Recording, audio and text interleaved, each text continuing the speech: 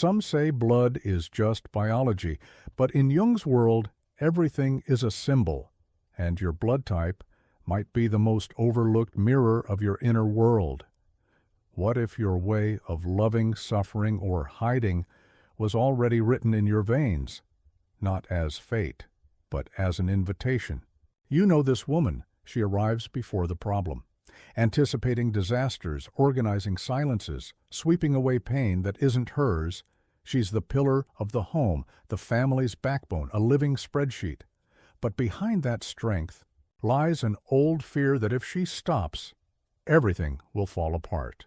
She lives under the caregiver archetype, but not the light kind, the one who cares out of love.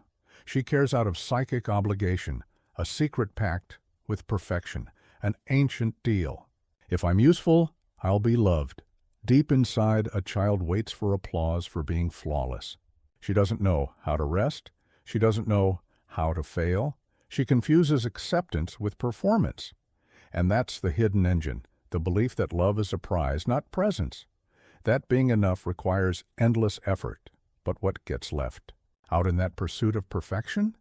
The offbeat laugh, the planless day, the mistake that reveals beauty. Type A lives in the shadow of spontaneity, and everything she can't control, she calls a threat. But it's precisely there that her soul lives. Jung said the shadow holds what we exile from ourselves. For Type A, the shadow smells like mess and tastes like freedom.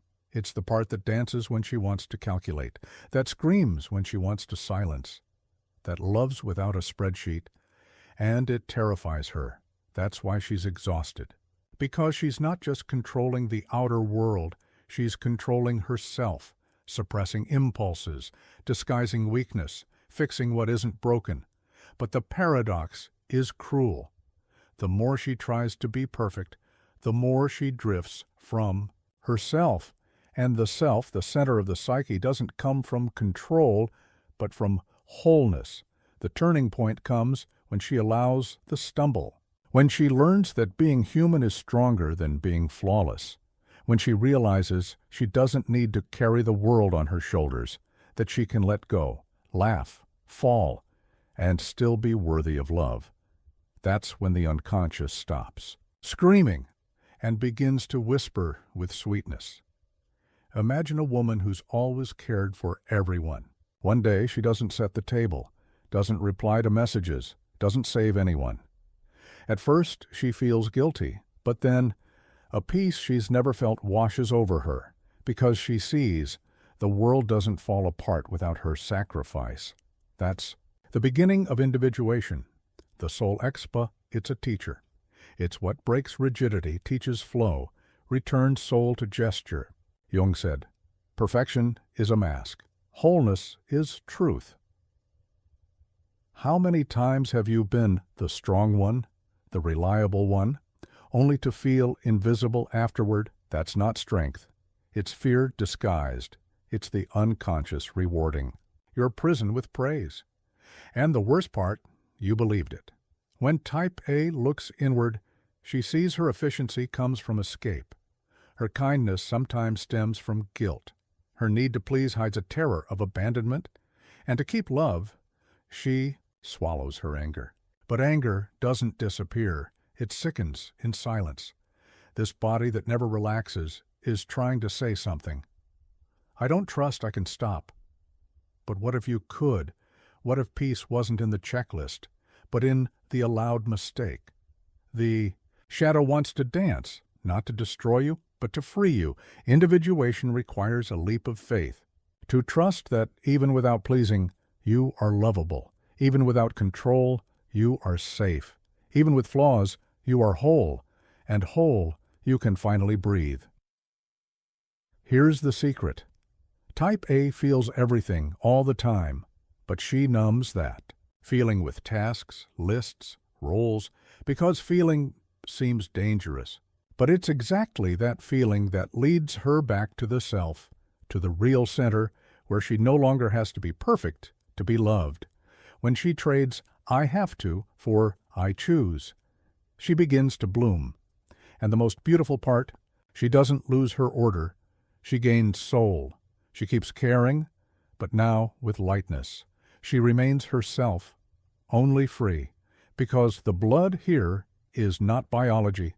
It's symbol, a living, and when Type A understands that, she stops being a profile ammon and becomes a mirror of the human soul. Have you ever seen a soul that lives in its own time, one that rejects rules, doesn't follow standards, refuses labels? She's the kind of woman who breathes freedom like air. She prefers to be authentic rather than accepted. But behind that lightness, there's a silent conflict few notice. She moves under the rebel archetype, but a sensitive rebel, intuitive, almost mystical. Her greatest fear? Being swallowed by routine, obligation, the should. She flees before being tamed, but often. She's running from herself. This creative soul longs to feel life in its purest form. That's why she starts with passion, but tires of consistency, loves intensely, but vanishes without explanation, begins many projects and gets frustrated by the process, as if depth demanded a kind of imprisonment. But what looks like freedom might also be a defense, a flight from pain that only shows up when she stays. Because staying ado means holding what rises, and often what rises is the child who, the one who learned that commitment, means loss. Jung said the unconscious speaks through opposites, and this woman lives extremes, intense and absent, loving and inconsistent, wise and chaotic. She confuses SP, and what she calls intuition is sometimes fear of the mirror. The shadow for her wears a suit. It speaks of routine, limits, responsibility. She despises that part, but she needs it, because without structure, her creative soul disperses, and freedom becomes exile. Imagine a brilliant artist who never finishes a project, not because she can't, but because she fears the moment she must become oneself. She feels form will limit her, but it's precisely form that might reveal her true strength. Her individuation begins when she realizes persistence isn't a prison. Commitment doesn't kill mystery, and routine isn't surrender. It's the home where the soul can finally rest. She must face boredom as a teacher. Look into the eyes of predictability without losing magic. Discover there's poetry in repetition, that there's beauty in continuity, that roots don't kill, they strengthen flight. And here lies the paradox. When she stops running, she finds inner space. When she accepts discipline, she unlocks power. When she integrates the shadow of order, her soul sings with clarity, and impulse becomes purpose. Think of a woman who's always abandoned things at the first sign of routine. One day she decides to continue, stay, finish. At first it feels like betrayal, but then she realizes she's choosing herself for the first time. And something awakens. Jung said, the self is the union of opposites. For her, this means merging. Freedom with responsibility. Emotion with consistency. Spontaneity with presence. And in that moment, she stops living on the edges and inhabits the center of her soul. Then, life stops being a series of new beginnings. Relationships gain depth. Projects take shape. Energy finds direction. But what happens when freedom and control begin to coexist in the same person? Have you ever met someone who seems to live in two worlds, who changes depending on the room, the people, the hour? She's not fake. She's just plural. And inside her lives a silent war between two truths. This woman carries the archetype of the alchemical soul. She contains opposites, light and dark, logic and intuition. She understands everyone, but rarely feels understood. And that's her beauty and her torment. Because reconciling contradictions is sacred work and exhausting. She adapts so well that she forgets who she is. She's everything and nothing. Her empathy borders on possession. She mirrors the other so deeply that she vanishes in the reflection, and later doesn't know how to return. Jung said, "The more divided we are, the louder the unconscious speaks." And hers shouts in the form of conflict, sudden sadness, explosive love, decisions made and undone. She lives in cycles, in contradictions, and often wonders, am I broken? No, she's complex. She's the space where extremes meet and rarely agree. She's not lost. She's in transformation. But that path is lonely. She needs to learn that she doesn't have to choose a single face, that wholeness doesn't mean flatness, that she can be water and fire, silence and song. She doesn't need to resolve herself, only to embrace. Because the self isn't a formula. It's a sacred tension. Imagine a woman who loves poetry, but works in finance, who meditates, then binge-watches crime shows, who cries at commercials, but hides her sadness from everyone. She's not inconsistent. She's a mosaic soul, where each piece tells a different story. The individuation of type AB begins when she stops trying to be consistent, when she accepts that some souls are bridges between styles, beliefs, people, and inner worlds. She wasn't made to be simple. She was made to integrate. And here's the secret. When she stops seeking coherence, she becomes whole, because it's not coherence that makes the soul sing. It's authenticity. And for her, authenticity includes contradiction, the divine mess of being deeply human. There's a kind of woman who carries the world on her back and smiles. She leads, she organizes, she fixes. She doesn't wait for life to happen. She makes it happen. She's action, direction, clarity. But inside, a silence grows. This woman moves under the archetype of the warrior, but a tired warrior. She's been in charge for so long that she's forgotten how to receive. She fears vulnerability, emotion, surrender. Because they feel like weakness, she trusts herself, but doubts others. She believes love means protection, and she protects by controlling. But love asks to let go, and that terrifies her. Jung said, "What you resist persists," and what she resists the most is being seen without armor, not as the strong one, but as the soft one, not as the answer, but as the question, not as the pillar, but as the soul. She lives in the shadow of emotion, of softness, of not knowing, of needing help. And she hides all that behind productivity. But the unconscious doesn't sleep, and sooner or later, the cracks appear. She begins to forget things, to get sick, to isolate, not because she's weak, but because her soul is begging to rest, to cry, to ask, to feel. But she doesn't know how, because no one ever showed her that strength includes tears. Imagine a woman who runs a company, but doesn't know how to ask for a hug, who solves others' problems, but can't say, "I'm scared," who wins battles, but loses intimacy. She's not cold, she's armored.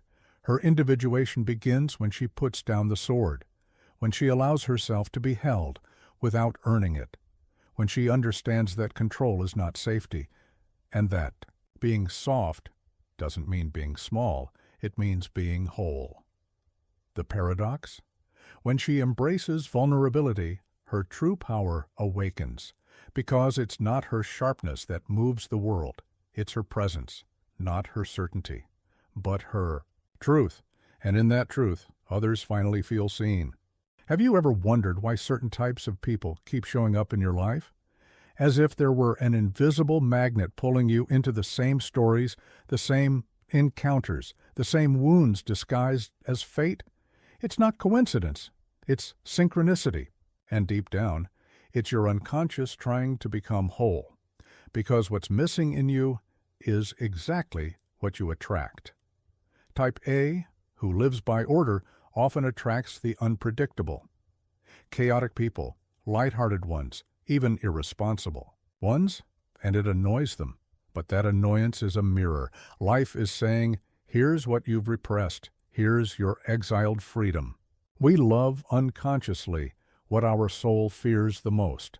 Type B, who lives by authenticity, attracts structure, Partners who demand routine, situations that require commitment, rules that feel confining, and she runs. But what feels like prison is just a call to grow, the unconscious knows. Without roots, flight loses meaning. Type AB attracts extremes.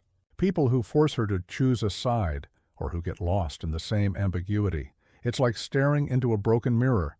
Everything makes sense and nothing fits. This type lives in tense and confusing relationships because they're trying through others to reconcile what they can't unite within.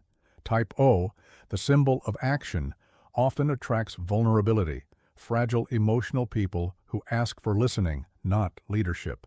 And that challenges them because their presence forces her to come down from the armor, to see herself without function, without control, simply human. What each type attracts is not a mistake. It's the exact symbol of their shadow. The other is the mirror of what your conscious self still refuses to embrace. And that's why we feel condemned to certain love patterns, family dynamics, careers. But it's not condemnation, it's repetition. And every repetition asks for healing. Have you noticed the more you avoid a certain kind of person, the more they appear? That's your unconscious insisting, you haven't integrated this yet. The problem is not the other, it's what the other activates in you. And what you choose to do with that. Imagine a type A woman married to a type B man. She wants structure, he wants freedom. She organizes, he improvises. At first, the contrast fascinates. Later, it exhausts. Until one of them sees this conflict is an invitation to grow, or a type O who keeps attracting highly sensitive children. She wants discipline. They want to be heard. And deep down, she doesn't know how to handle raw emotion, but the children do. And maybe they came for exactly that, to teach her how to feel. Life holds hidden wisdom in its encounters. Every relationship is an alchemical lab. You attract what challenges your ego, but feeds yourself. What confronts you also completes you. But only if you have the courage to listen to what each mirror is trying to say. And here lies a paradox. The more you know yourself, the less you react, and the more you choose. You stop attracting from trauma and start connecting through awareness. The shadow stops dominating your bonds and begins to illuminate them with truth. When you integrate what's missing, the patterns change. New people appear, or the same people, with new dynamics. Because it's not just the outer world that shifts, it's your psychic field, silently. Creating new possibilities, your type attracts what you need to face, and sometimes to love. Not to get lost in the other, but to find yourself whole. Every attraction is a symbolic lesson, and every relational wound a key. But what happens when, even with all this awareness, you still sabotage yourself? Knowing your type is not the end. It's the beginning of a deeper journey toward integration. Because your blood is not just what flows through your veins. It's what flows through your choices, your fears, your relationships. Each type is a metaphor of what you seek and what you run from. And once you stop running, once you look into the mirror without defense, you begin to truly see. And what you see transforms everything.